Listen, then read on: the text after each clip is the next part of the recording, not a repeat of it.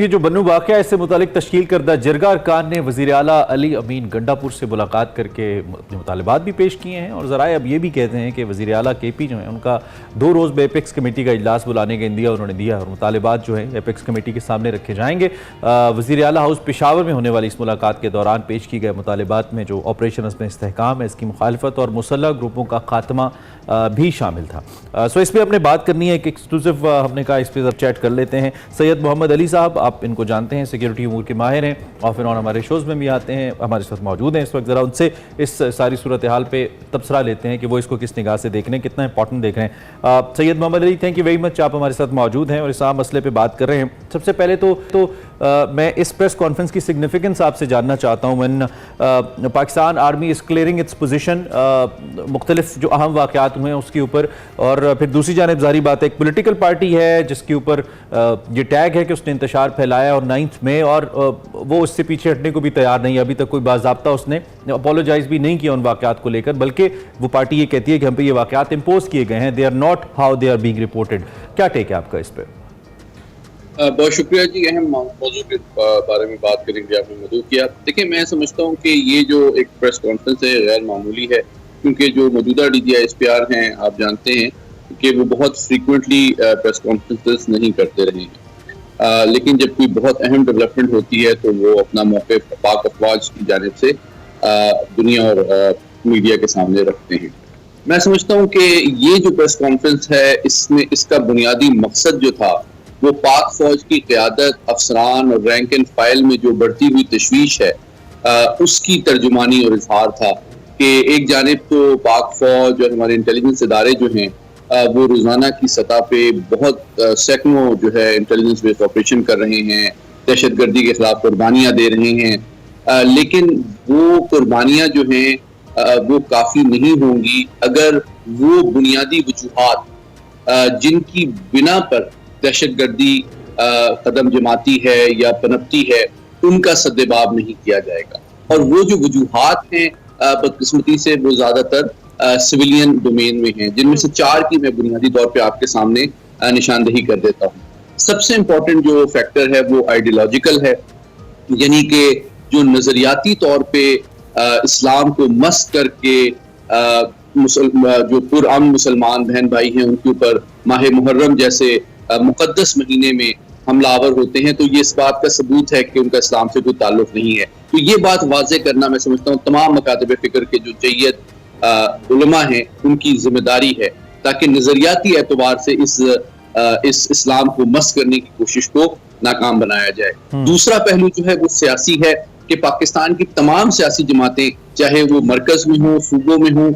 ان کی یہ قومی سلامتی کے حوالے سے ذمہ داری ہے کہ وہ قومی سلامتی کے معاملات پر سیاست نہ کریں اور فوج اور انٹیلیجنس اداروں کے ساتھ کھڑی رہیں اور کسی قسم کی عوام کے درمیان خلیج یا کوئی کنفیوژن پیدا نہ ہونے دیں۔ تیسرا پہلو جو ہے وہ معاشی ہے، جس کا آپ نے بھی حوالہ دیا کہ جو معاشی معاونت ہے ان دہشت گرد تنظیموں کو وہ بلیک اکانومی سے ہوتی ہے، اسمگلنگ کے ذریعے ہوتی ہے، منشیات فروشوں کے ذریعے ہوتی ہے اور انڈاکومنٹڈ اکانومی سے ہوتی ہے۔ تو یہ معاملہ جو ہے وہ بھی سویلین اداروں نے اس کا سدباب کرنا ہے۔ اور جو چوتھا پہلو بہت امپورٹنٹ ہے وہ یہ کہ کسی بھی مستحکم ریاست میں جو پہلی لائن آف ڈیفنس ہوتی ہے ایکسٹریمزم اور ٹیررزم کے خلاف وہ جوڈیشری ہوتی ہے، کہ اگر قانون اپنا رول پلے کرے اور تمام جو لوگ جن کو گرفتار کیا گیا ہے دہشت گردی کے حوالے سے ان کو قرار واقعی سزا ملے بر وقت انداز میں، ٹرانسپیرنٹ انداز میں، تو نہ صرف ہماری افواج، ہماری عوام، بلکہ بین الاقوامی برادری کا بھی اعتماد ہماری جوڈیشری پر بحال ہو سکتا ہے۔ اور آخری ڈومین جو ہے وہ انفارمیشن ہے، جو کہ جس کا انہوں نے حوالہ ڈیجیٹل ٹیررزم کے حوالے سے دیا کہ جناب میڈیا کا رول اتنا امپورٹنٹ ہے کہ بالکل صحیح، درست اور ویریفائڈ انفارمیشن عوام تک پہنچنی چاہیے، اور جو لوگ بھی ڈیجیٹل پلیٹ فارمز کو عوام میں بے یقینی یا نفرت پیدا کرنے کی کوشش کر رہے ہیں وہ دراصل پاکستان کی قومی سلامتی کو نقصان پہنچا رہے ہیں۔ صحیح ہے۔ تو سر اس کے ساتھ ساتھ انہوں نے ذکر کیا کہ فیک نیوز جو ہے وہ بڑے عرصے سے خاص طور پہ پاک فوج کے خلاف انہوں نے کہا کہ منظم پروپیگنڈے کے طور پر اس لیا جا رہا ہے، تو کس حد تک نقصان دہ ہے فیک نیوز سوشل میڈیا کے تھرو جو پھیل رہی ہے، اور کتنا ضروری ہے اس کو بر وقت روکنا؟ کہ میں سمجھتا ہوں کہ جو مس انفارمیشن اور ڈس انفارمیشن ہے یہ بہت امپورٹنٹ ہے 21ویں صدی کی دنیا میں، اس لیے کہ اس کا براہ راست تعلق جو ہے قومی سلامتی سے ہے۔ دنیا کی جتنی بھی جدید، آزاد، خود مختار اور ترقی یافتہ ممالک ہیں ان کے اندر سوشل میڈیا، انٹرنیٹ کو مینج کرنے کے ایک باضابطہ پورا سسٹم، پروٹوکول، نظام اور ادارے موجود ہیں۔ یہ کوئی پاکستان اسپیسیفک بات نہیں ہے۔ اچھا، اور دوسری بات کہ اس کا یہ مطلب نہیں ہے کہ آپ کی جو بنیادی آزادیاں ہیں اظہار رائے کی اس کو سلب کیا جا رہا ہے، بلکہ اگر آپ آرٹیکل 18 جو کانسٹیٹیوشن کا اس کو غور سے پڑھیں تو وہ انکنڈیشنل آزادی نہیں دیتا، بلکہ وہ اظہار رائے کی آزادی اس ذمہ داری کے ساتھ دیتا ہے کہ جناب آپ اسلام، خارجہ پالیسی، قومی سلامتی، معاشرتی روایات کو مد نظر رکھ کے اپنے اظہار رائے کے حق کو ذمہ دارانہ انداز میں استعمال کریں گے۔ لیکن اگر اسی حق کو ریاست کے خلاف منفی پروپیگنڈا کرنے، ریاست کے خلاف نفرت ابھارنے، ریاست کے خلاف جو عوام کے دلوں میں شک و شبہات پیدا کرنے کی کوشش کے لیے استعمال کیا جائے گا تو یقینی طور پہ کوئی بھی ذمہ دار ریاست اس کی اجازت نہیں دے سکتی۔ تو میں سمجھتا ہوں عوام کے اندر ایک تاثر یہ بھی ہے کہ ریاست محض چند ادارے نہیں ہے، ریاست وہ سیاسی جماعتیں بھی ہیں جن کے ساتھ عوام کی وابستگی ہے۔ عوام کے اندر یہ سینٹیمنٹ، آپ بھی چونکہ عام آدمی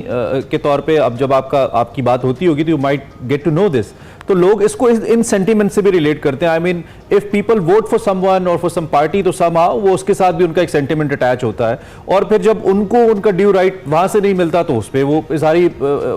ناراضگی کرتے ہیں، اور سم ٹائمز وہ چیزیں فسادات میں بھی پھر تبدیل ہو جاتی ہیں، جیسے کہ انفارچونیٹلی 9 مئی کا واقعہ ہوا، ایک ایکسٹریم تھا وہ۔ تو ہم ایک جانب تو ڈیجیٹل دہشت گردوں کو پہچاننے کے حوالے سے معذور ہے ریاست، وہ یہ کہتی نظر آتی ہے، جیسے ڈی جی صاحب نے بھی کہا کہ وی ڈونٹ نو کہ ڈیجیٹل دہشت گرد کہاں بیٹھا ہوا ہے، اور دوسری جانب انہی ڈیجیٹل دہشت گردوں کی نشاندہی کرنے کے لیے یا پکڑنے کے لیے ہم مختلف ایسے لاز، ایسے رولز بھی لے کر آ رہے ہیں جس سے اس شخص کا بھی گلا انفارمیشن کے پوائنٹ آف ویو سے شاید ہم گھونٹ رہے ہیں جو کہ اس سے غیر متعلق ہے، جو کہ اپنی ایک روزمرہ زندگی جی رہا ہے یا پھر ایک نیوٹرل رائے رکھتا ہے۔ تو کیا از دس دا رائٹ وے؟ چونکہ آپ نے دنیا کی مثال دی، تو دنیا میں لوگ اس طرح سوشل میڈیا کے لیے اظہار رائے کے لیے باہر تو نکلتے نظر نہیں آتے آج کل کے دور میں، ماں سوائے ان ممالک کے جہاں جمہوریت نہیں ہے۔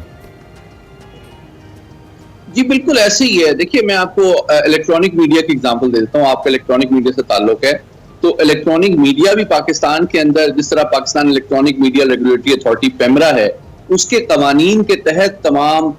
چینل کے مالکان کو لائسنسز ایشو کیے جاتے ہیں اور ان کو قانونی، اخلاقی، معاشی معاملات میں ایک ضابطے کے تحت پابند کیا جاتا ہے، اور تمام چینل آپ کے چینل کے ساتھ کوئی بشمول وہ اس کی ذمہ دارانہ انداز میں قانونی اور دیگر جو ضابطے ہیں اس کے مطابق اپنی سرگرمیاں سر انجام دیتے ہیں۔ تو اسی طرح انٹرنیٹ اور ڈیجیٹل میڈیا کا بھی ایک ریگولیٹری فریم ورک ہونا چاہیے۔ اس کا مطلب پابندی لگانا نہیں ہے، اس کا مطلب ایکچولی آئینی، قانونی اور اخلاقی جو معاملات ہیں ان کا احساس کرنا، اس سے مطابقت رکھتے ہوئے ایک ذمہ دارانہ انداز میں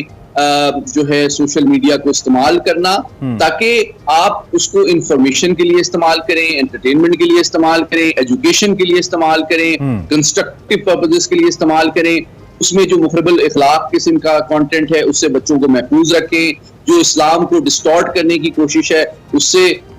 اس کا سدباب کریں، ریاست کو ڈیسٹیبلائز کرنے کی کوشش ہے۔ تو کیونکہ ہمارا جو دشمن ہے وہ انفارمیشن وارفیئر کے ذریعے ہمارے درمیان غلط فہمی پیدا کرنا چاہتا ہے، ریاست اور عوام کے درمیان حقوق پیدا کرنا چاہتا ہے۔ اس کو ناکام بنانا بھی میں سمجھتا ہوں کسی بھی اور ریاست کی طرح ہماری بھی ذمہ داری۔ ٹھیک ہے، اچھا ایک دوسرا، جیسا کہ ڈی جی صاحب نے کہا کہ جو 9 مئی کے سہولت کار ہیں ان کو اگر ڈھیل دیں گے تو ملک میں فسطائیت پھیلے گی، اس کو آپ نے لنک کیا ہمارے جوڈیشری کے فیصلوں سے کہ ان کو اوبویسلی دنیا میں مانیٹر کیا جاتا ہے، اگر آپ ایسے فیصلے دیں گے تو پھر، اور اس میں کوئی دو رائے بھی نہیں ہے کہ جوڈیشری میں بہت ساری ریفارمز کی ضرورت بھی ہے، بہتریوں کی ضرورت ہے، دیٹس وائی ہم بہت لیک کرتے करते हैं वर्ल्ड रैंकिंग के अंदर, लेकिन दूसरी जानिब ये जो प्रेशर है इंटरनेशनली जिसका आपने हवाला दिया कि वो आएगा जुडिशरी के फैसलों से, वो फिल वक्त उन फैसलों पे नहीं आ रहा जो जुडिशरी ने दिए हैं और जिनकी जानिब डीजी साहब ने इशारा किया है। वो तो किसी सर्टन पार्टी आज़ादी इज़हार राय के हक में आ रहा है, चाहे यूनाइटेड नेशन की कोई करारदाद हो या अमेरिका की कांग्रेस की कोई करारदाद हो, अगरचे के ये हमारे अंदरूनी मामलात हैं, लेकिन बहरहाल इंटरनेशनली एक इम्पैक्ट उसका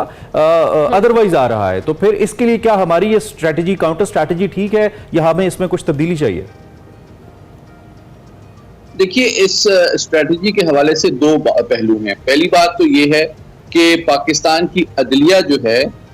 वो काबिल एहतराम है और पाकिस्तान के किसी भी रियासती इदारे की तरह मैं समझता हूँ कि वो एहतराम के काबिल है। लेकिन आप ये जानते हैं, जैसे पाक अफवाज हैं, आप जानते हैं कि पिछले 23 साल से हम दहशतगर्दी के खिलाफ जंग लड़ रहे हैं। तो फौज के अंदर एक जामिया निज़ाम है कि हिकमत अमली को रिव्यू किया जाता है, SOPs, procedures, doctrines, training, tactics, strategy, इन तमाम चीज को मुसलसल रिव्यू और इम्प्रूव किया जा रहा होता है। लेकिन जुडिशरी को अगर आप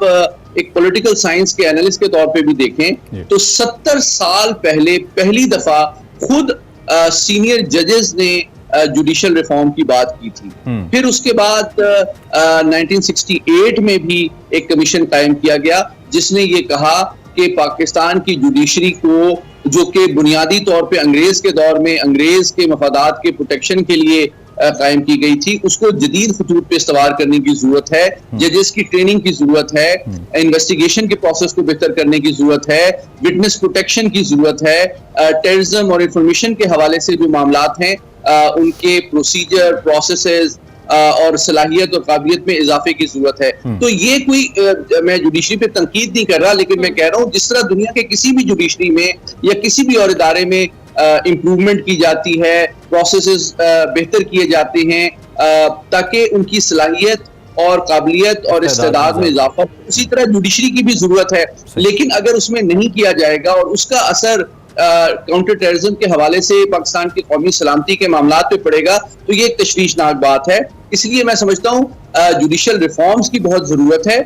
बजाय कि जुडिशरी को पॉलिटिसाइज किया जाए, ताकि हमारे जजेस जो हैं उनकी सलाहियत, अहलियत और उसके साथ ही साथ हमारी सिविल लॉ एनफोर्समेंट एजेंसीज जो हैं, पुलिस जो है, FIA जो है, नादरा जो है, इन सब इदारों को चाहिए कि वो अपना डेटा शेयरिंग भी करें ताकि कोई गैप ना आए जिसको हमारे मुल्क दुश्मन अनासर दहशतगर्दी की सपोर्ट या उनकी फाइनेंसिंग या ऑपरेशन के लिए इस्तेमाल कर सकते। ठीक है, ठीक है। सैयद मोहम्मद अली, बहुत शुक्रिया, आप हमारे साथ मौजूद थे, आपने इस इंतहाई अहम मसला तज्जिया हमारे सामने रखा। उम्मीद है आपने भी तज्जिया सुना। यकीनी तौर पे पाकिस्तान के अंदर जिस तरह की सूरत हाल है, इसमें consensus negotiation dialogue is the best way to sort the issues किसी भी हवाले से। और दहशतगर्दी का तो पाकिस्तान विक्टिम रहा है, तो हमने हमेशा बहुत बड़ी कुर्बानियाँ दी हैं, चाहे हमारे इदारे हों या सिविलियन लोग हों। तो अल्लाह करे इससे हमें निजात भी मिले।